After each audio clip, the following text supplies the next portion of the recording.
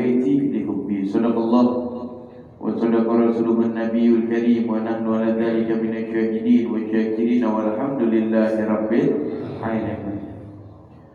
Hadratul Muhtaramun yang sama-sama kita hormati, guru kita bersama Ustaz Ahmad Firdaus, juga Ustaz Behaki, juga Ketua DKM Musola Al-Badru Saudara Ahmad Yusuf, dan para hadirin yang hadir pada ini malam, orang tua kita, sesepuh tokoh masyarakat, jamaah majelis taklim rutin setiap malam Senin di Musola Al-Badru, yang mudah-mudahan hadirnya kita diridhoi oleh Allah Subhanahu wa taala, dikuatkan iman Islam kita, ditingkatkan ketakwaan kita, dan mudah-mudahan ilmu kita dijadikan ilmu yang bermanfaat. Amin ya rabbal alamin. Ala hadhihi niyyah wa li kulli niyatin shalah wa ala hadratin Nabi Muhammadin sallallahu alaihi wasallam bi sirril Fatihah.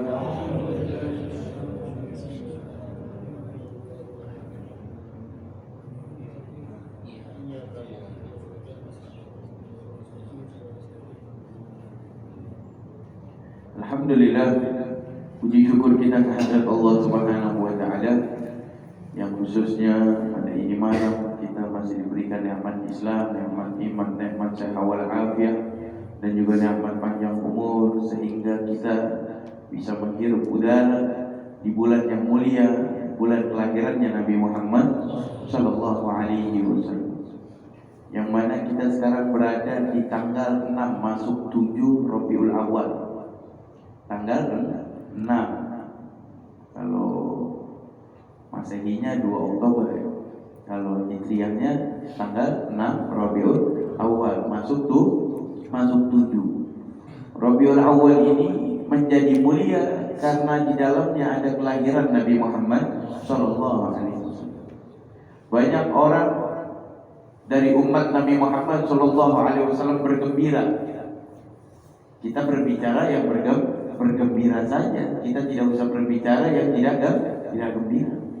Kita termasuk golongan orang yang bergembira akan masuknya bulan Rabiul Awal, bulan kelahiran Nabi Muhammad sallallahu alaihi wasallam. Nabi Muhammad sallallahu alaihi wasallam, beliau ini dilahirkan pada hari Senin 12 Rabiul Awal tahun gajah. Dikatakan tahun gajah karena ketika itu ada raja yang bernama Abraham. Ada raja yang bernama Abraham. Kalau Nabi Ibrahim. Nah, setelah itu, ketika itu tidak jauh dari zamannya Nabi Muhammad sallallahu alaihi wasallam, ada raja yang bernama Abraham tinggal di Son'a, Yaman. Dia ini memiliki hasud dan dengki terhadap Ka'bah yang ada di Mekah. Kok umat-umat ini dari penghujung dunia ini banyak ke Ka'bah yang ada di Mekah? Saya mampu bikin Ka'bah. Saya mampu bikin Ka'bah. Kemudian Abraham ini membentuk Ka'bah, membuat Ka'bah yang ada di Son'a. Ada di Yaman. Karena ibadah haji ini itu warisan dari para anbiya, dari Nabi Ibrahim alaihissalam sampai Nabi Muhammad sallallahu alaihi wasallam. Jadi Ka'bah udah ada dari dulu. Bukan Nabi dilahirkan, kemudian Nabi dibesarkan, kemudian Nabi yang bangun Ka'bah, bukan. Ka'bah itu udah ada dari zaman Nabi Ibrahim alaihissalam. Nah, Abraham ini dia membuat Ka'bah. Saya pernah melihat Ka'bahnya Abraham yang ada di kota Son'a, itu ibu kota Yaman, sampai sekarang jadi tempat sampah. Sekarang jadi tempat sampah. Lain Ka'bah perintah dari Allah sama Ka'bah buatan manusia tanpa perintah dari Allah Subhanahu wa taala. Ka'bah yang ada di Mekah ya buatan manusia, tapi perintah dari Allah Subhanahu wa taala. Dan kemudian membawa pasukan gajah untuk menghancurkan Ka'bah, akan tetapi Allah menolong Ka'bah tersebut dengan pasukan burung ababil. Yang mana burung ababil ini, masing-masing burung ababil membawa satu burung membawa satu kerikil yang dari neraka, bukan apinya, kerikilnya yang dari api neraka. Dalam riwayat ini dicelupkan dulu di air. Ini kerikil dicelupkan dulu ke air, kemudian dipakai untuk menyerang pasukan gajah tersebut. Ketika dilemparkan, masing-masing burung ababil memiliki target satu gajah, itu tembus dari kepala sampai perutnya. Itu kerikil. Dan itu udah diademin di air. Udah diademin di air. Kerikil dari nerakanya Allah Subhanahu wa taala. Begitu dahsyatnya api nerakanya Allah Subhanahu wa taala. Itu baru kerikilnya. Gajah tembus. Gajah tembus kan, kalau kita mikir batok kepalanya gajah kan keras banget itu. Batok kepalanya gajah keras, itu benar-benar keras, tapi bisa tembus dengan kerikil, baru kerikil dari api nerakanya Allah Subhanahu wa taala. Nah, di waktu itulah tidak lama kemudian dilahirkan zaman tersebut baginda Nabi besar Muhammad sallallahu alaihi wasallam, yang mana tahun tersebut disebut tahun tahun. Begitu juga meninggalnya Nabi sama. Lahirnya Nabi itu juga hari Senin, meninggalnya juga hari Senin. Lahirnya Nabi tanggal 12 Rabiul Awal, meninggalnya Nabi juga 12 Rabiul Awal. Lahirnya Nabi tahun gajah, meninggalnya Nabi udah masuk Hijriyah, udah ditetapkan Hijriyah. Nah, kemudian banyak orang yang mengatakan mengapa kita harus memeriahkan maulidnya Nabi Muhammad sallallahu alaihi wasallam.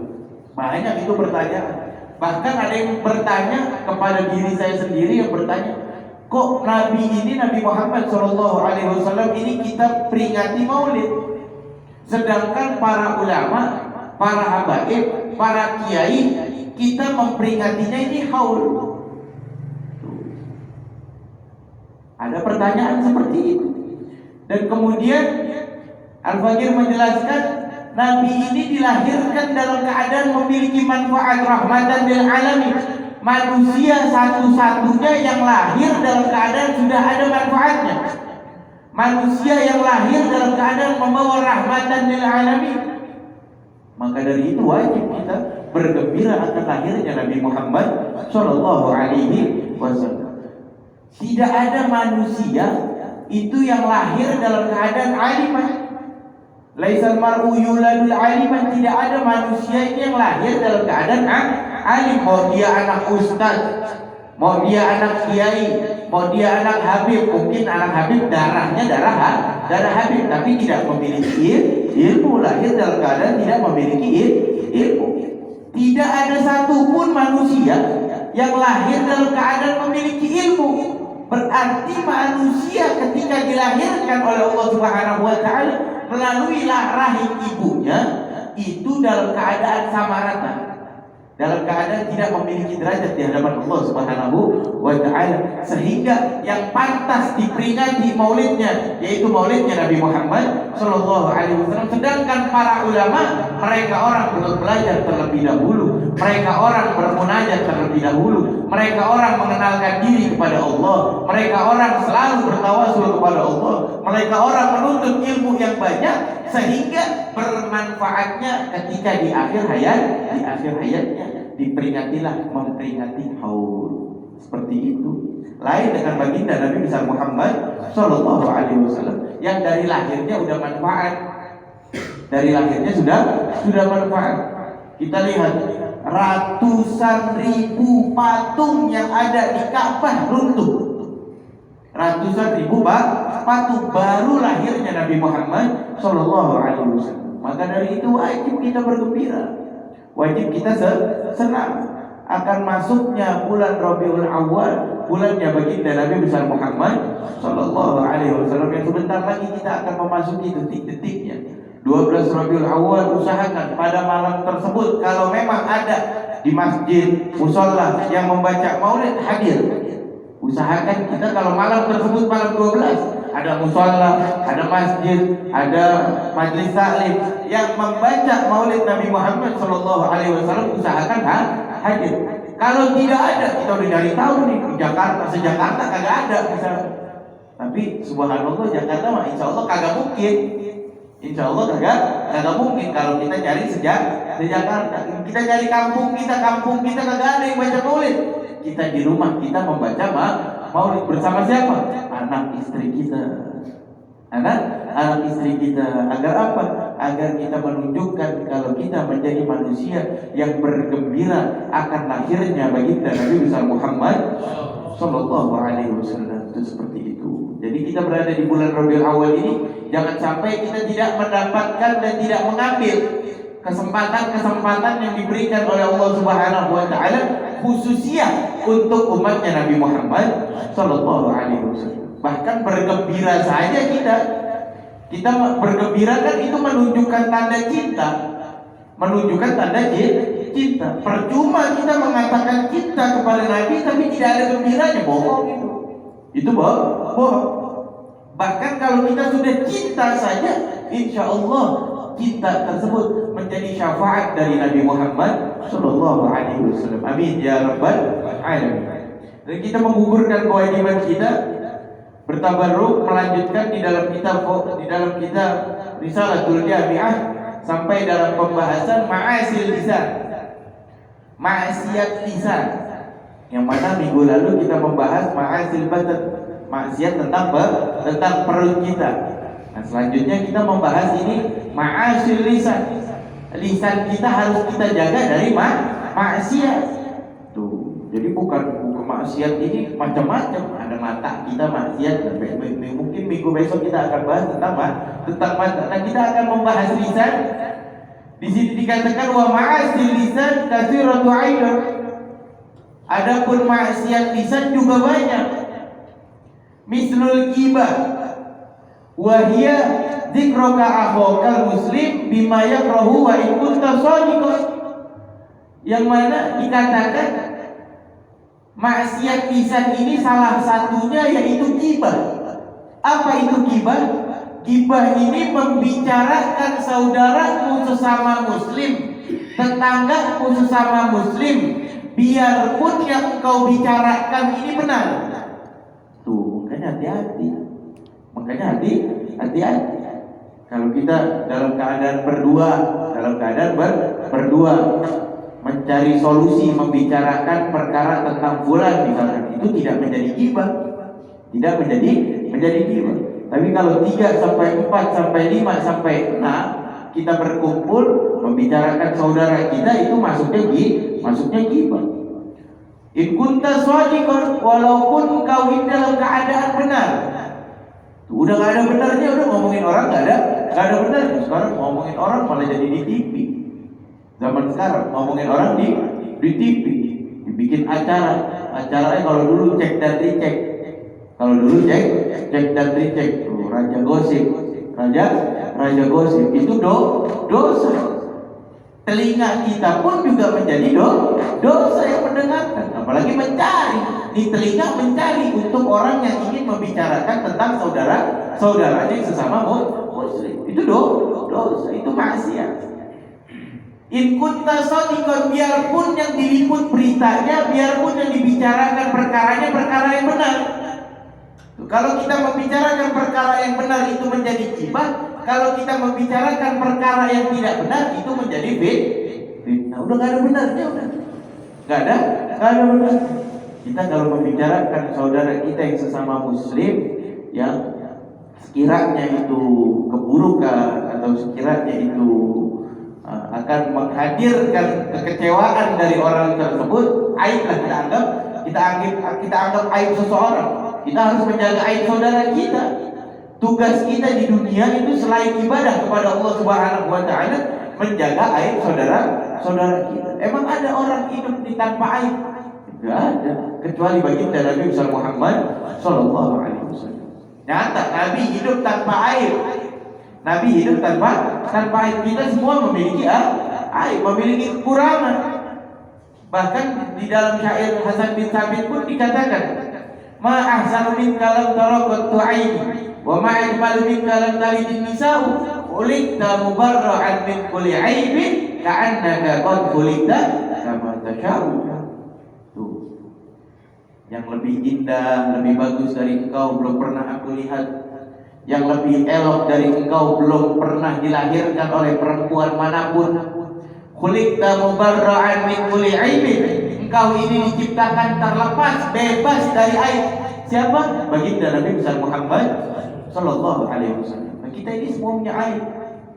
Kita semua punya aib. Kita jaga aib diri kita jaga aib saudara kita jaga aib tetangga kita, agar aib kita ditutupi oleh Allah Subhanahu wa taala. Mungkin kalau Allah tampakkan dosa ini berupa titik hitam, muka kita nggak ada buktinya.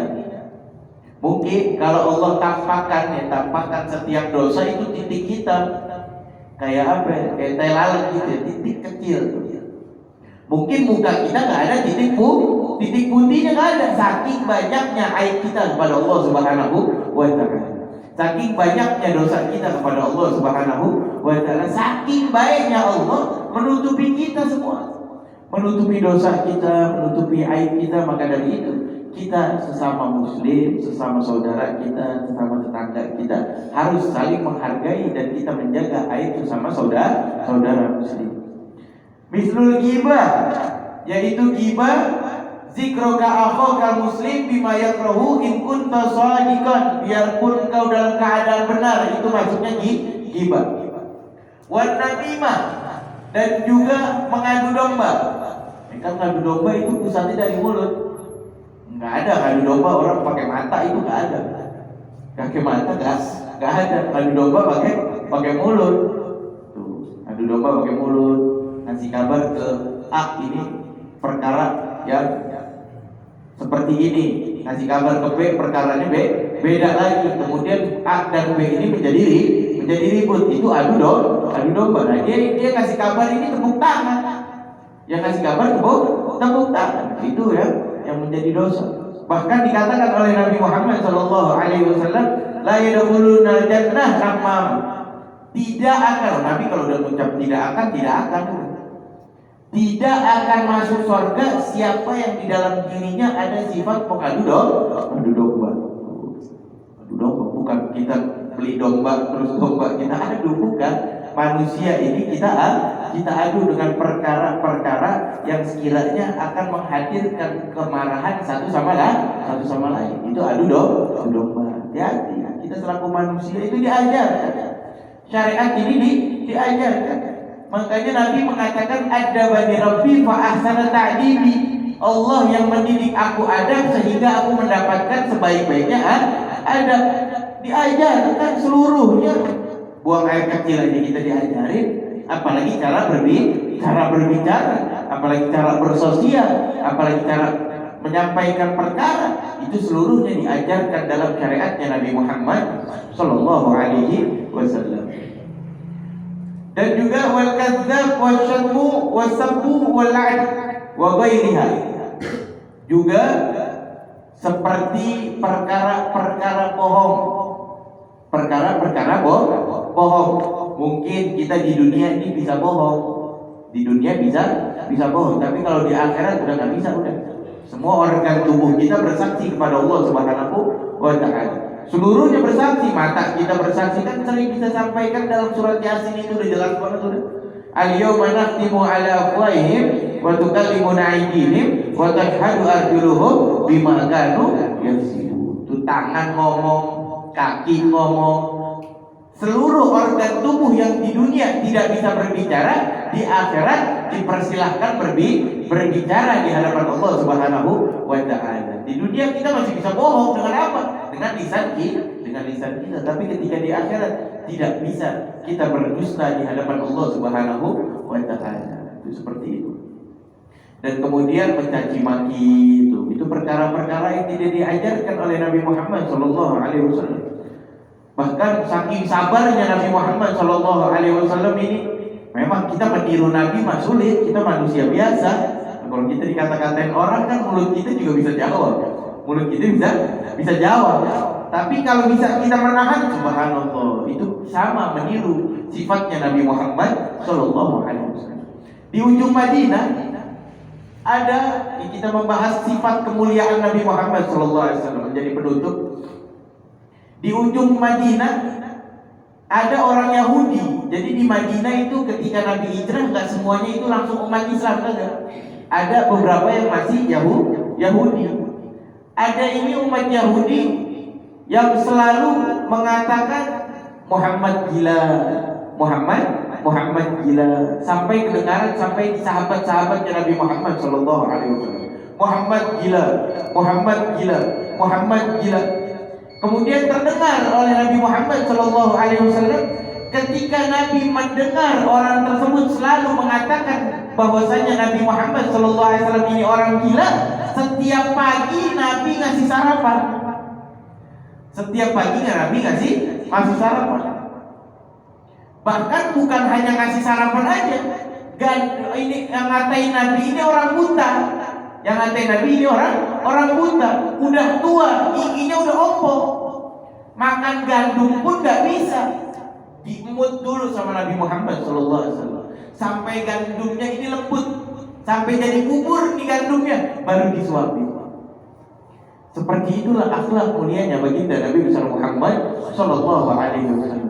Sampai datang akhir hayatnya Nabi Muhammad Sallallahu Alaihi Wasallam, datanglah Sayyidina Abu Bakar menyampaikan bahwasanya yang setiap pagi memberi engkau sarapan itulah orang yang engkau katain, yaitu Muhammad gila. Yang memberi engkau sarapan setiap pagi adalah Nabi Muhammad Sallallahu Alaihi Wasallam. Orang tersebut kemudian masuk Islam karena akhlaknya Nabi Muhammad Sallallahu Alaihi Wasallam. Mudah-mudahan Allah Subhanahu Wa Taala menguatkan iman Islam kita, meningkatkan ketakwaan kita, meningkatkan kecintaan kita, dan mudah-mudahan ilmu kita dijadikan ilmu yang bermanfaat. Amin ya rabbal alamin. Ma'asil ain, maksiat mata, insyaallah wallahu taala alam kita akan bahas di pertemuan yang akan datang. Qala Rasulullah Sallallahu Alaihi Wasallam, afdalu ma qultu ana wa nabiyina min qabli, la ilaha illallah.